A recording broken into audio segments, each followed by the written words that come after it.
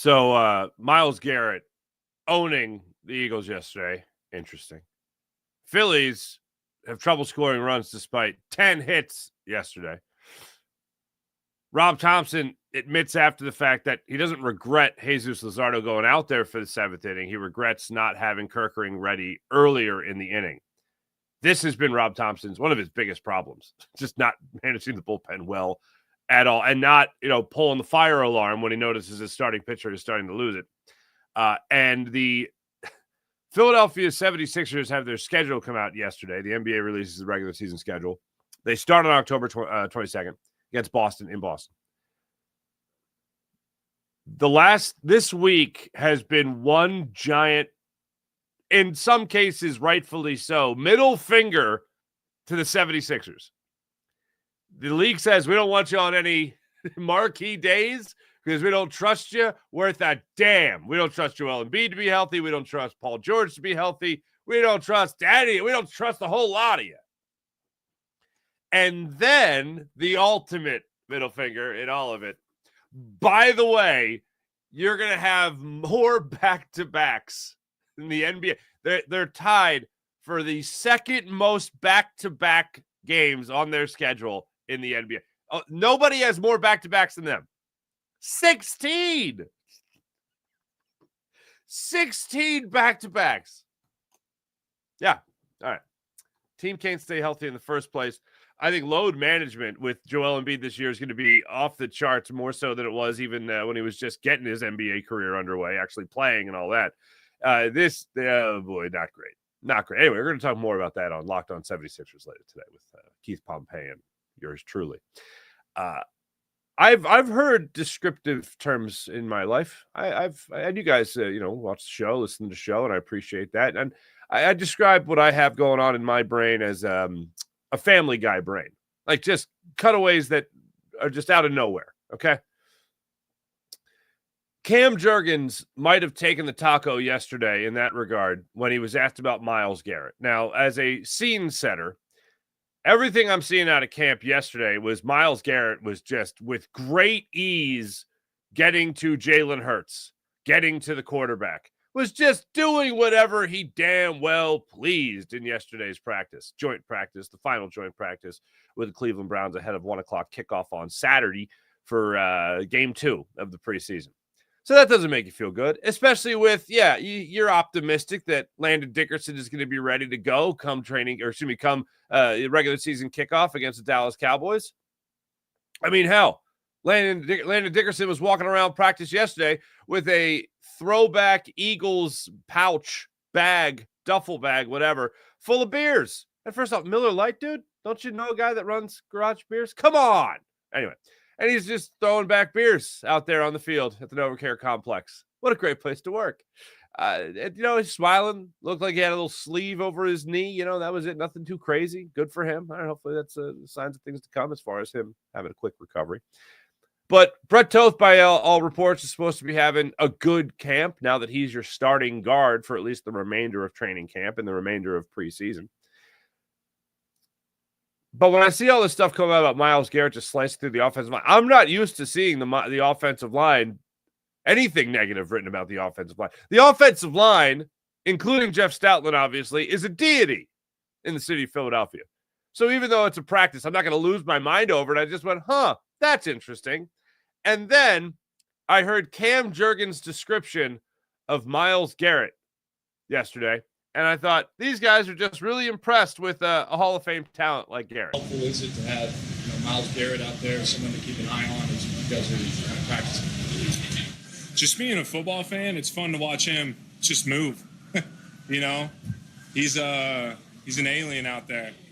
Just watching him move, it reminds me of like a predator with some ice skates running through the grass.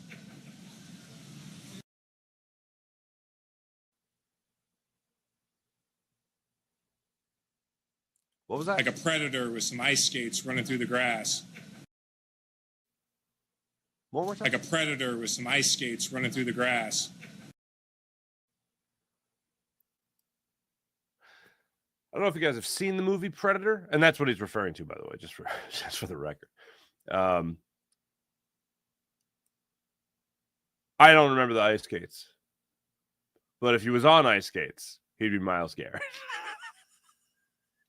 I'm watching these the press conferences yesterday, the media sessions yesterday, and every once in a while someone will say something like, wait, I'm sorry. What was that? You know, things like take away the scoreboard. Or maybe Well, that's pretty dope. Things like that. And then there's the and I just have these moments where I go, that'll live on for a while.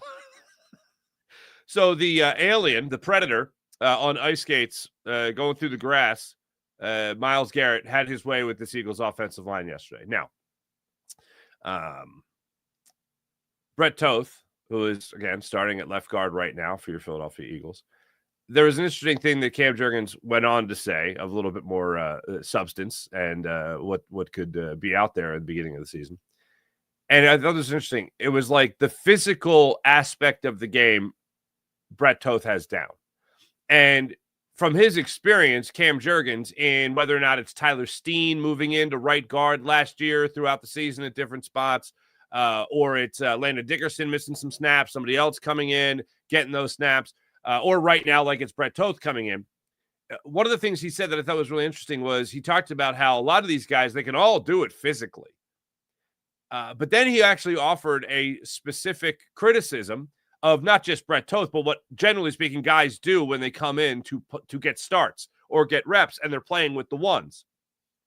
He's like, a lot of these guys physically can do it, but the communication and the mental aspect of it, and also making sure that they're not just, communicating, well, I mean, just saying what they need to say, but also being loud enough so everybody else in the offensive line can hear it when you're trying to communicate. Very into the weeds type of thing there when you talk about the fact that communication is so important between these offensive linemen that, yeah, you can talk about the physical aspect and whether or not these guys can pull that off, because that's also very important. But most guys can pull that aspect of it off. When you don't have communication and you don't know how to communicate with your fellow linemen, that's where some problems arise. I thought you had it. No, I had it. I thought, no, you said, I didn't hear that. That can be a little scary. Now, I look at everything with this offensive line, regardless of whether or not it's, the Predators skating through the offensive line yesterday, or it's Brett Toth coming in and getting these reps. I look at it all as hopefully this won't matter when the regular season starts, because Landon Dickerson will be back. Landon Dickerson's not going to miss a game. Landon Dickerson's going to be feeling great. And we won't have to worry about anybody coming in there to be loud enough or communicate with everybody else. Also, Tyler Steen spoke yesterday. He's getting just glowing reviews. One of the best things you could hear in training camp is just kind of the writers. Frustrated is the wrong word, but so can you just call it that Tyler Steen's your starting right guard? Can you just call it Nick? Nick, can you just call it? And Nick just saying, yeah, I don't have to. I don't have to. Why would I do that right now? I'm not doing it. And even yesterday, the last question was from Zach Berman of Nick Sirianni when he was asked about, the offensive line, and he was asked about the cornerback position and really any position battles that might be out there right now. And he's like, yeah, basically this is me just telling you that I don't have to tell you anything. And Zach, to his credit, just like, I understand. I get it. This is all part of it. So fine. When it comes to the offensive line, I'm not. This is not a concern. It's not a concern. You just want to know that the next guy up is getting the reps now and learning and getting these startup costs out of the way now in case he does have to go in there at any point during the regular season. He knows what he has to do with this offensive line and his linemen. So that's great. Speaking of offensive linemen, Jordan Mailata, one of my favorite things from last year. Jordan Mailata and Jalen Hurts have this really unique relationship. And in the Super Bowl, after the touchdown pass to Devontae Smith, when everyone's mic'd, you can hear everybody on the field. Jordan Mailata turns around to Jalen Hurts and he just said, I love when they doubt you. I love when they doubt you. And there's little clips of that throughout the season where Jordan Mailata is talking up Jalen Hurts a lot. And yesterday, Jordan Mailata got asked about that relationship between him and his quarterback. And he really, speaking of going into the weeds, really went into the weeds with him. I mean, it's as cliche as that, left tackle and quarterback relationship is. I think it's more than the cliche. It's just what we, the relationship we've had off field ever since he's stepped into the building in 2020. Just a natural, easygoing, friendship, and it's that brotherhood has transferred onto the field real easy, real quick. The more reps that we've had, and I think just all the years that we've had together, just the ups and downs that we faced as a team, as a unit, it just brings you closer. And so, his development as a leader. He doesn't need me. In all honesty, he doesn't need me. I just like, gassing him up sometimes when I feel like he's cooking. Look, first off, one of the first things that jumped out to me about that was this relationship Jordan Mailata has with Jalen Hurts, which is great. He describes it as cliche. It's cliche for a left tackle and a quarterback. All right, fine. Every movie will have something like that, or the quarterback and the center, whatever it might be. But I think about just the encouragement that comes in here, because Jordan Mailata, we all know his backstory by now. And I can remember being in that locker room when he was really coming up, and the work he was putting in and the encouragement he was getting from the other offensive linemen, and the frustration he had with injuries, and on top of learning the game, the injuries that he had in the early goings of his career. And this guy is now a Super Bowl winning left tackle. He was rated as the best football player by Pro Football Focus in the league last year, regardless of position. And basically, whatever your job was, he was the best at doing his job. And then I think about Jalen Hurts, a second-round pick that, regardless of how it's worked out for the Eagles, it totally went against philosophy. But hey, doesn't matter if you sign that quarterback to a long-term deal or not, and you see a guy available, you take that guy. All right, fine. Everything hit the fan with Carson Wentz, and thank goodness how we made this decision. And then I think about Jalen Hurts, just his amazing improvement, his adjustments, his work ethic, his focus, and all that. And I think of these two guys, one far more of an underdog than another, in Jordan Mailata, obviously, but guys that certainly had things to overcome in their NFL careers. And these guys, one from Houston, Texas, the other from Australia, finding a way to support one another on that football field. And Jordan Mailata is the guy that mentions it more than anybody. That's what's so great. He always says about football, but really it is sports in general. But you listen to Jordan Mailata talk about his relationship with Jalen Hurts, and really what you have is not just somebody protecting your blind side, but you also have somebody who is sharing this experience along with you. And if that doesn't lead to more trust on the field, I don't know what does. And also the idea of not just protecting your quarterback physically on the field of play, but also protecting him off the field, sticking up for him, talking about all the haters and all that stuff, and also knowing how to put the quarter in the machine. We'll put it this way, another quarter in the machine. Because Jalen Hurts looks pretty motivated to me. And whenever he's the famous clip now of him walking onto the field at Super Bowl media night, and he sees everybody picking the Chiefs, he just, okay, all right. He has that motivation going for himself. And Jordan Mailata knows when those things are on his mind, and he just likes fanning the flame a little bit. And the next thing you know, you might get that dagger to Devontae Smith in the Super Bowl. You might get that nice celebration after a big Saquon Barkley run that Jalen Hurts checked down to. I played yesterday, or was it yesterday? Yeah, I think it was yesterday. I played the Brett Toth comments about Landon Dickerson. And just the class act that he is, Brett Toth is absolutely talking about. Yeah, sure, he's got this great opportunity, but it's at the expense of a guy getting hurt. And that's not lost on him. I played that for you. I play this for you just to reiterate. This culture, I know it's not X's and O's. I know ultimately culture doesn't mean anything unless you win. And that's the first step. Oh, I'm going to establish this culture and then we're going to win. Well, yeah, you hope that's the case, but nobody's buying in until you see the proof in the pudding that it actually works.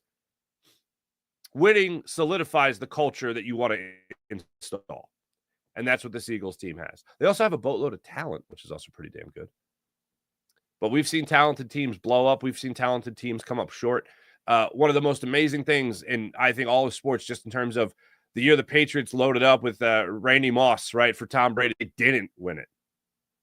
It's just one of those things. It just shows you that there's other things that have to really happen in order for everything to work out.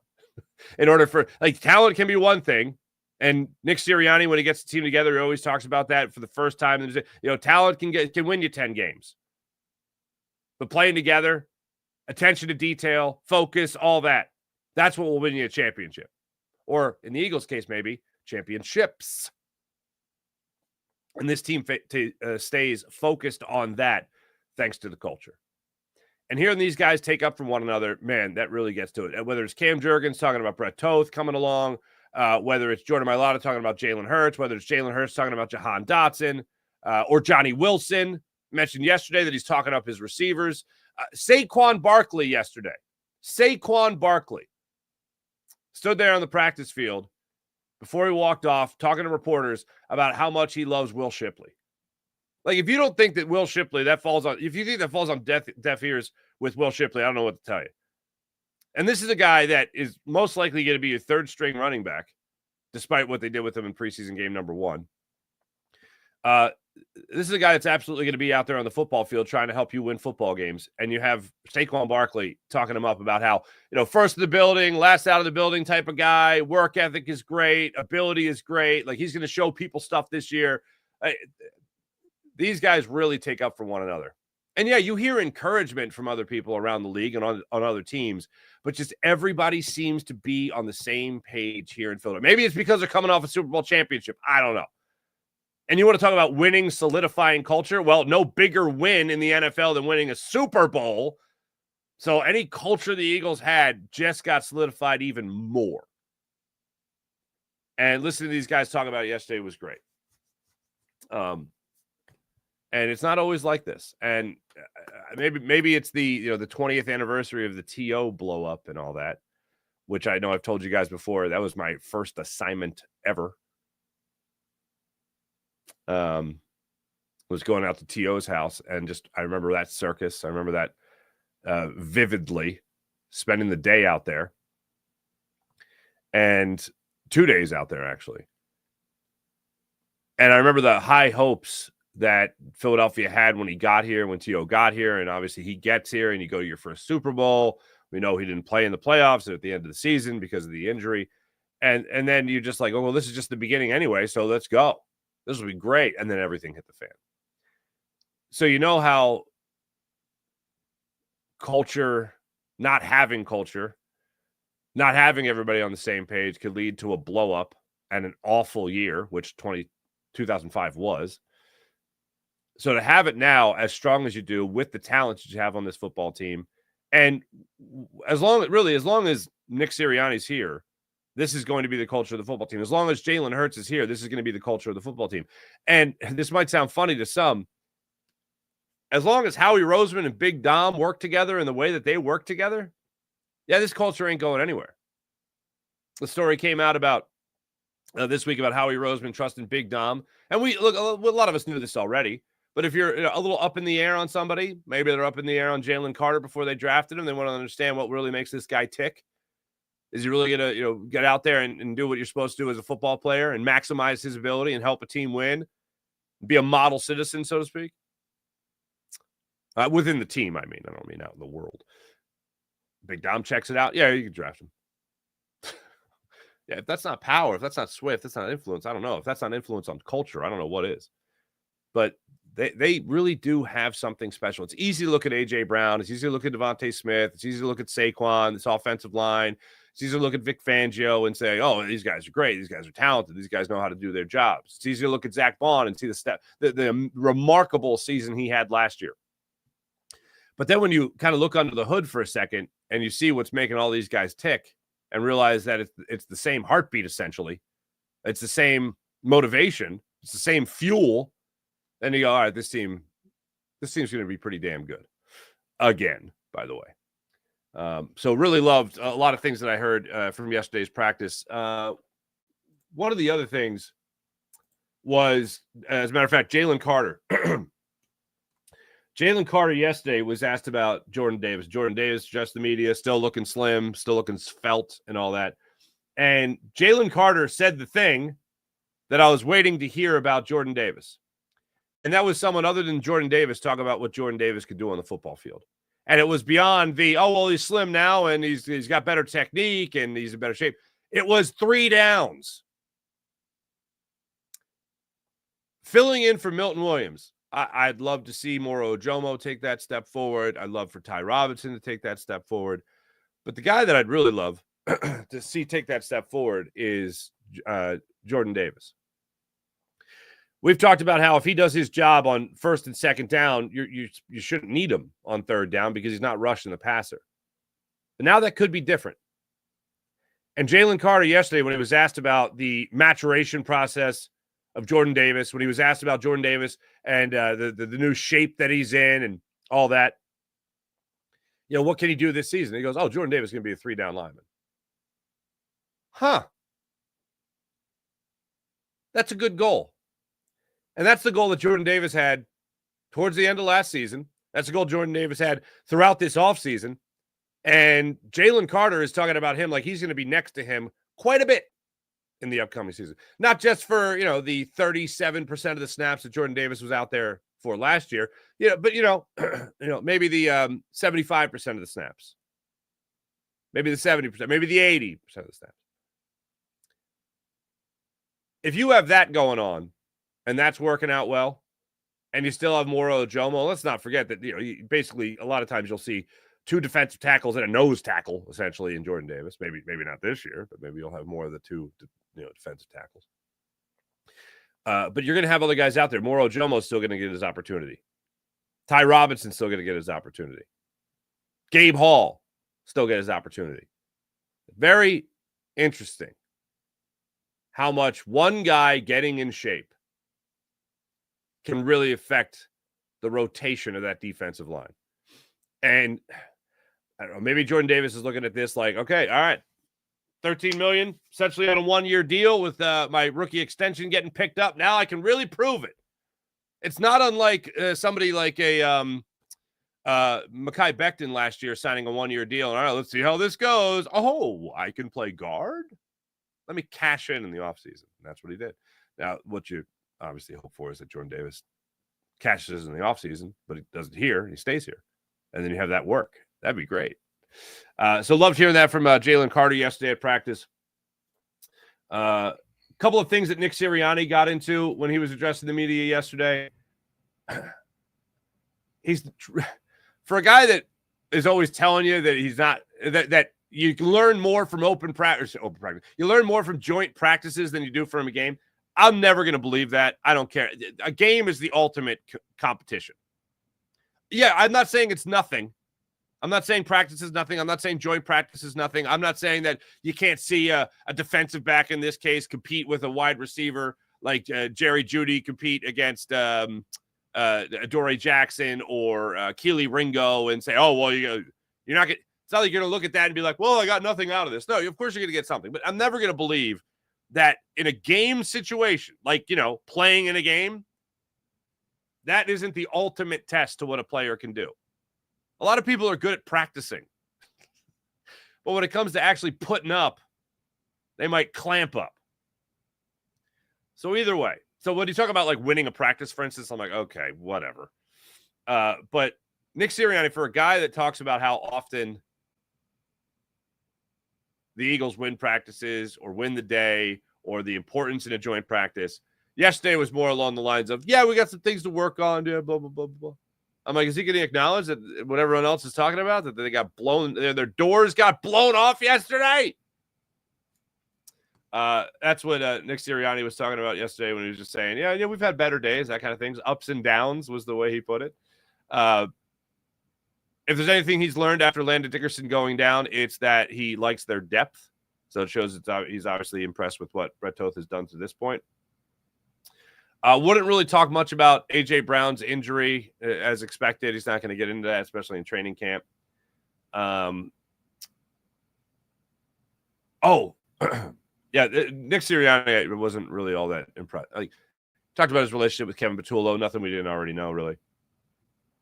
Jahad Campbell. So I told you about Myles Garrett. In case you forget who Myles Garrett was, let me just hit you one more time. Like a predator with some ice skates running through the grass.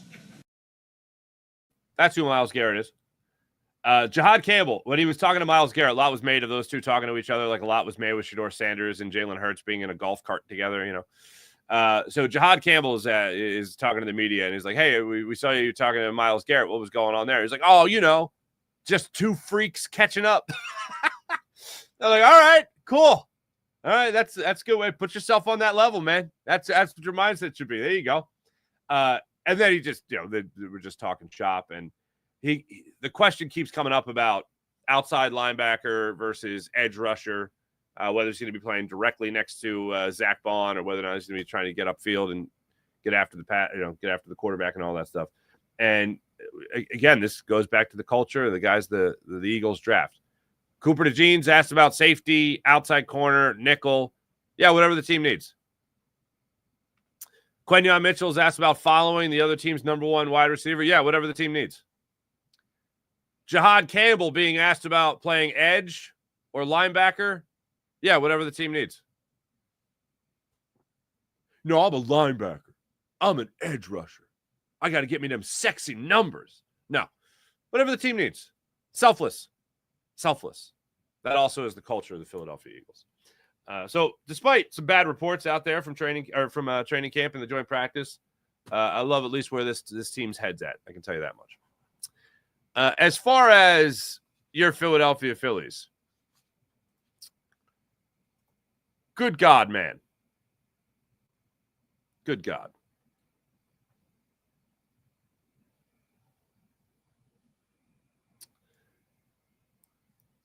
Three runs in their last 3 games. They haven't scored more than 4 runs in 6 games. Nick Castellanos is now 1 for his last 29. Jesus Luzardo actually looked like he had it last night. And then they asked him to go out there in the 7th inning to get more, and he couldn't. And I don't know why this is such a problem for Rob Thompson.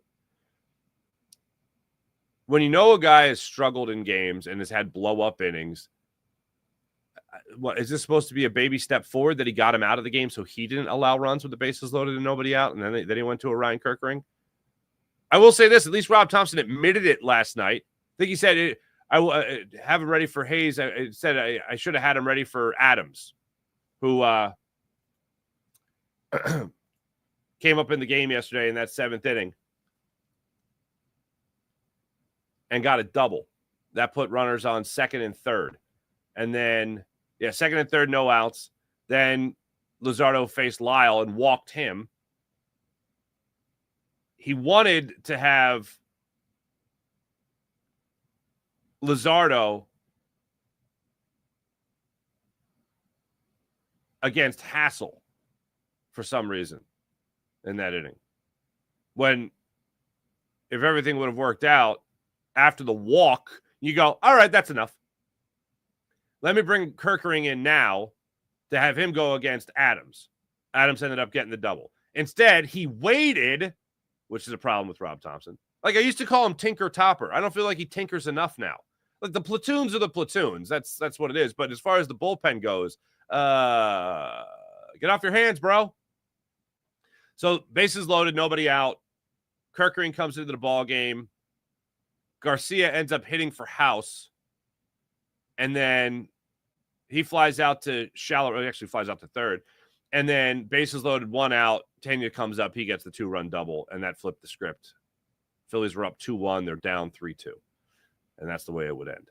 So that one was a very rough one last night. Phillies got 10 hits in the ball game. 10 hits in the ball game. 2 runs. 1 for 6 with runners in scoring position. Trey Turner, if you look at the box score, let's say you missed the game yesterday, you look at the box score, Trey Turner, 3 hits. 3 infield singles in the game. And one of the infield singles was their only hit, quote unquote, with a runner in scoring position.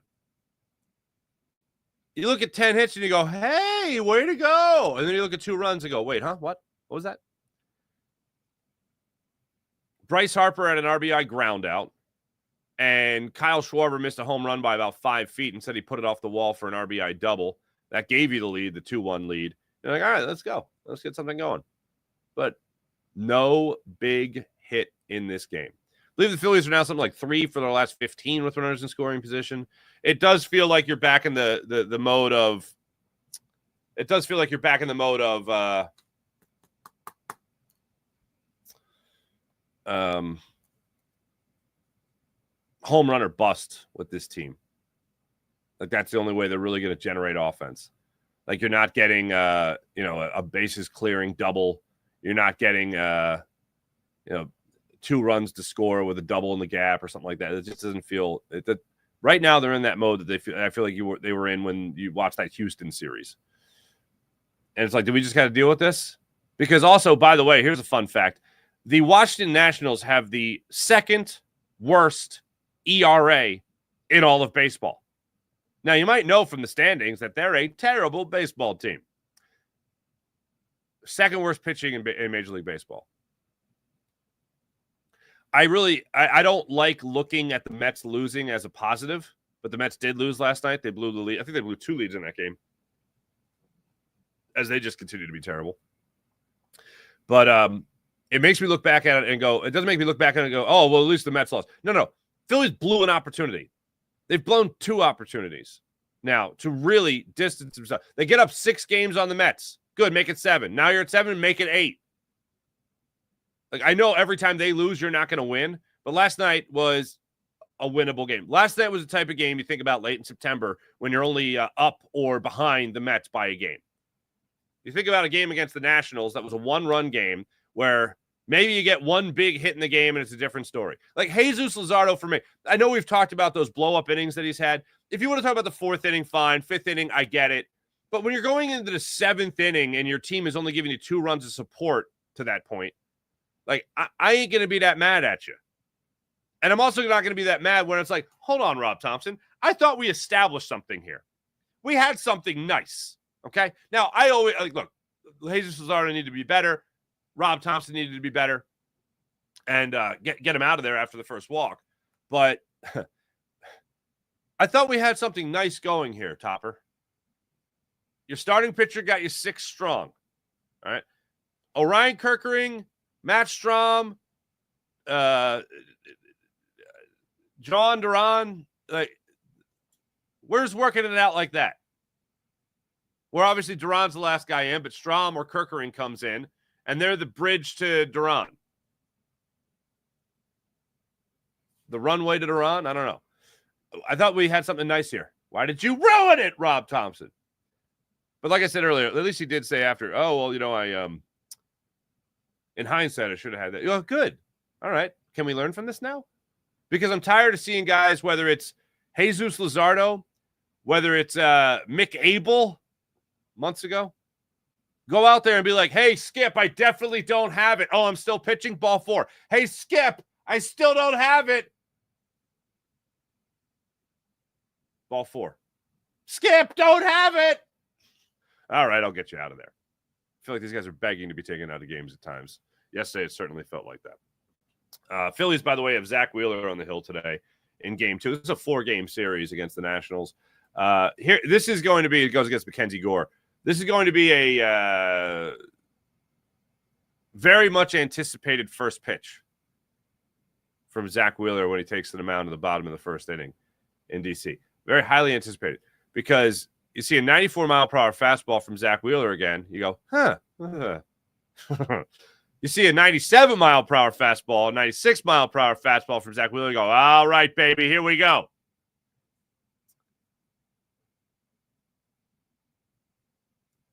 You see a 94-mile-per-hour or, God forbid, a 93-mile-per-hour first pitch fastball from Zach Wheeler tonight. You go, 6-man rotation, let's go. By the way, Aaron Nola is supposed to start the final game of this series on Sunday. 11:35 start time because, Roku. But anyway, that's what you got going on for this series. A lot of anticipation going into that first pitch. 6:45 start time, by the way. That's what you got going on for your Phillies. For those just joining us, I mentioned the Sixers schedule is the latest middle finger from the league. I'll get more into that with my man Keith Pompey coming up a little bit later today on Locked On 76ers. But my major takeaway from that is 16 back-to-backs. 16 back-to-back games, man. Oh, when's Joel Embiid healthy? But he's still not going to play. There you go. Hey, let me tell you about the Game Time app. Download the Game Time app, create an account, use promo code Farzy, and get $20 off your first purchase on the Game Time app. Game, concert, comedy show. Game Time app has you covered. And don't forget about the Game Time picks feature on the Game Time app. You know what that does? Oh, that filters out all the fluff, so you get right down to it, the best seats, the best prices. So also, don't forget, closer to first pitch, closest to showtime, prices actually go down. Something to keep in mind, especially if you're talking about last-minute ticket ideas. Maybe you're hanging out with your friends. You go, oh, I really want to go to that game tonight. Game Time app. Promo code Farzy, $20 off your first purchase. How about PHL Sports Nation? Philadelphia Sports Nation, enhancing your Philadelphia sports fan experience across all social media and blogs. That's phlsportsnation.com. How about Sky Motor Cars? Check out Brett's amazing inventory at skymotorcars.com. Like a predator with some ice skates running through the grass. Okay. Let's get into the chat check, see what's going on here. Rye, hello, Rye. Cousin, what's up, cousin? Jason, hello. Kevin.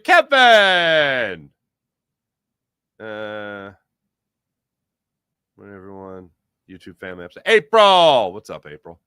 Darkwing Ducky. Yo, cuz. The two things keeping me up at night, the number 2 corner position and the Phillies bats in October. I know absent fathers that show up more consistently than the Phillies lineup. Yeah, that's the concern, right? So today is August 15th. Is it possible somehow for Justin Crawford to get called up today? Could today be the day? Could Nick Castellanos find himself playing less? By the way, Nick Castellanos, I mentioned he was 1 for his last 29. He almost had a base knock yesterday. He got robbed. I think it was Cruz out there. Yeah, Cruz out there in right field. Robbed him with a great diving catch, diving forward to rob him of a base hit. If that ball would have got by him in right field and went all the way into the corner like that, Nick Castellanos might have made it to second base. He might have made it to second base. But yeah, Darkwing Ducky. The corner position, it is a concern. The comfort I have there is that I still think your defensive line is stacked. I still think Zach Bond's pretty damn good.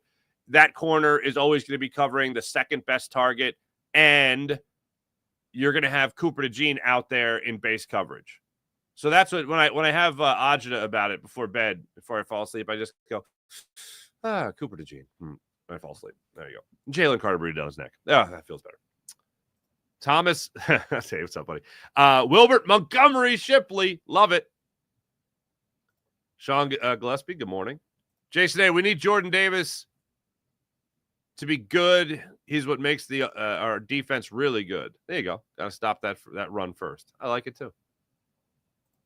Fully agree with the take on Jordan Davis. D-line could really use a career year from Davis, but if he goes psycho next year, is there any chance how we can re-sign him after 2025? Oh yeah. I don't put any of this past Howie Roseman when it comes to signing players and figuring it out. Sean Kilrain, hello. MLB teams in the last 30 years to have the best record in June or later have a 2-13 or worse stretch in the same season. The Mets and the Dodgers. Holy pots and pans. 20 days till kickoff, says Eagles fan. Rye. Do the Phillies have a Dave Spinero? If not, Farzy would make a great hype man. Oops, I mean press. That's an interesting one. I guess the closest one would be Scott Palmer, who I do love and admire. I love Scott Palmer. Danny, I wish T.O. could still be a part of the Eagles organization as a coach somehow if he were to put his ego aside from 2005.